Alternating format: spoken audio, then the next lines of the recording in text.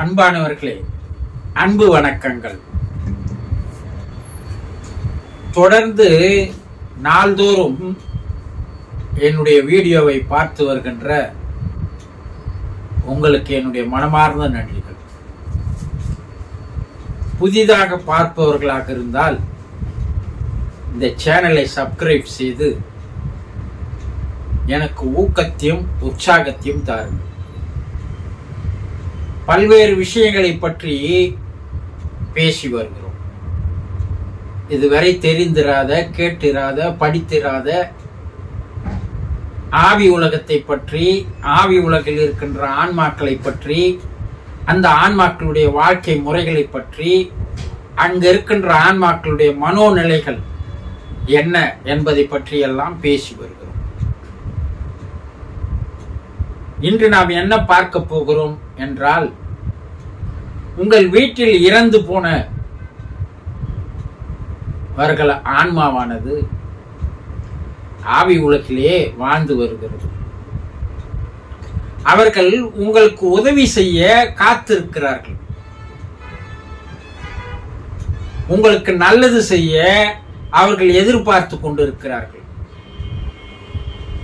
உங்களுக்கு அன்பு தர, ஆதரவு தர, ஒரு பாதுகாப்பு தர, ஆலோசனை தர, அறிவுரைகள் தர அவர்கள் ஏங்கிக் கொண்டிருக்கிறார்கள். அவர்களுடைய ஆதரவு இருந்தால், அவர்களுடைய ஆசி இருந்தால் எப்படிப்பட்ட துன்பமும் நம்மை விட்டு விலகி போய்விடும். எந்த ஒரு தீய சக்தியும் நம்மை வந்து சேராதவாறு அவர்கள் நமக்கு ஒரு பாதுகாப்பு கவசமாக இருப்பார்கள். நீங்கள் கண்ணால் காணாத கடவுளை எல்லாம் போய் வணங்குகிறீர்கள் இல்லையா? ஆனால் நீங்கள் வணங்கியவுடன் ஏதாவது பிரதிபலன் உங்களுக்கு கிடைக்கிறதா?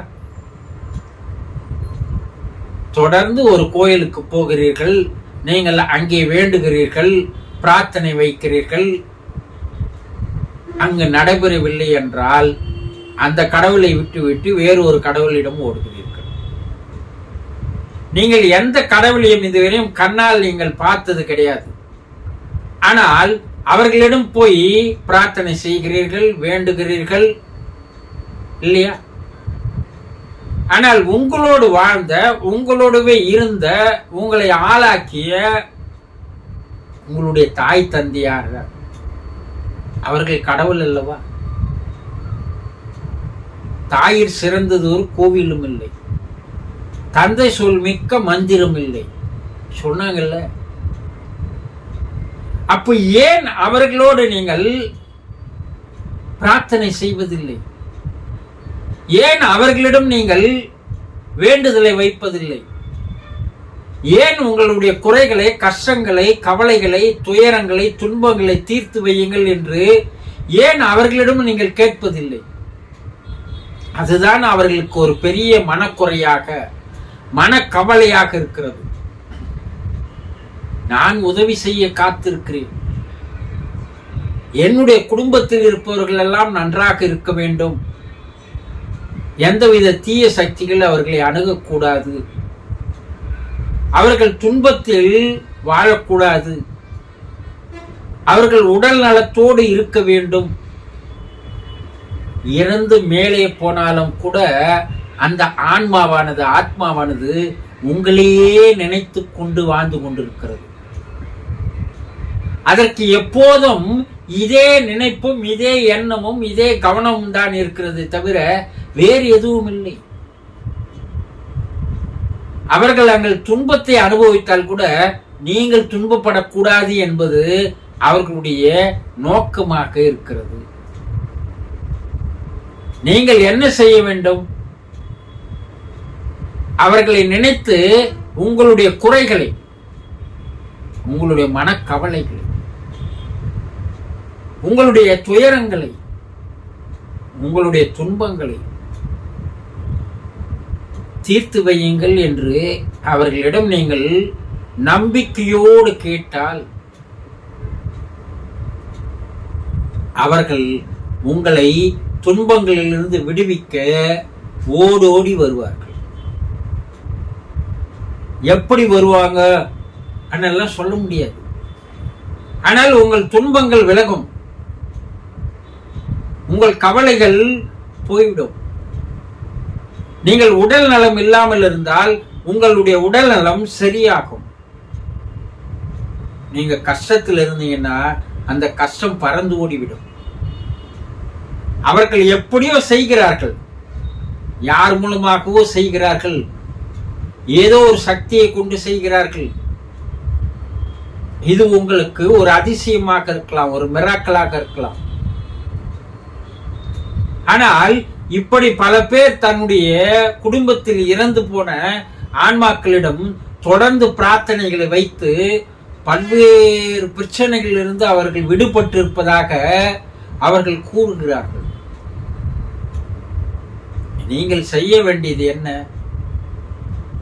உங்களுக்கு எந்த பிரச்சனையாக இருக்கட்டும், எந்த ஒரு துன்பமாக இருக்கட்டும், எந்த ஒரு கவலையாக இருக்கட்டும், வேதனையாக இருக்கட்டும், அவர்களை நினைத்து எனக்கு இந்த பிரச்சனை இருக்கிறது, இந்த பிரச்சனையை தீர்த்து வையுங்களேன் என்று கேட்டு பாருங்கள்.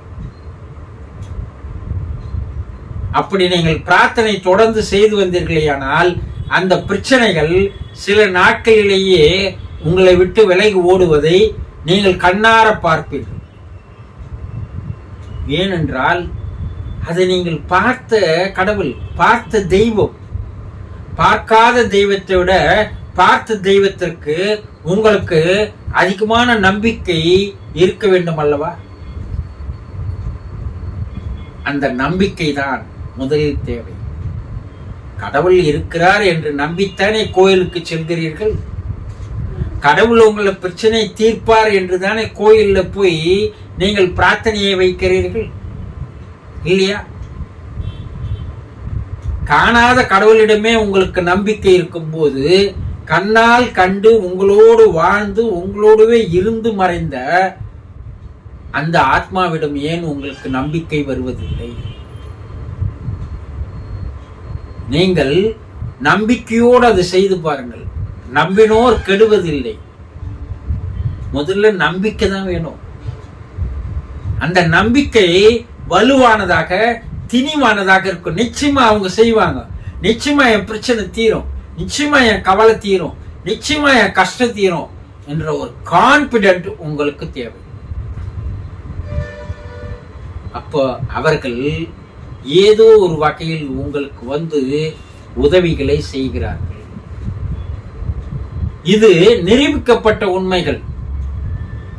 பல்வேறு நாடுகளிலிருந்து பல்வேறு தகவல்கள் அவர்கள் வெளியே அனுப்புகிறார்கள். அது புத்தகங்களாக இருக்கிறது. ஆவி உலகோடு தொடர்பு கொண்டு பேசும்போது உண்மைகளை கூறுகிறார்கள். இவையெல்லாம் 100% நிறைவேற்றப்பட்டிருக்கின்ற உண்மைகள்.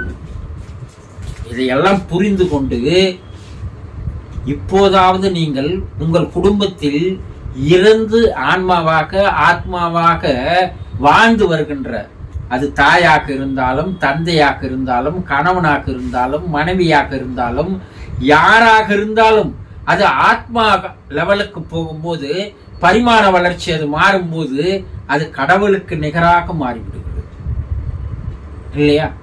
அப்போ தொடர்ந்து நீங்கள் பிரார்த்தனை செய்து பாருங்கள். அவங்க உதவ வருகிறார்கள், உதவி செய்கிறார்கள் என்பது உண்மை உண்மை உண்மை. புரிந்து கொண்டீர்களா? சந்தோஷம்.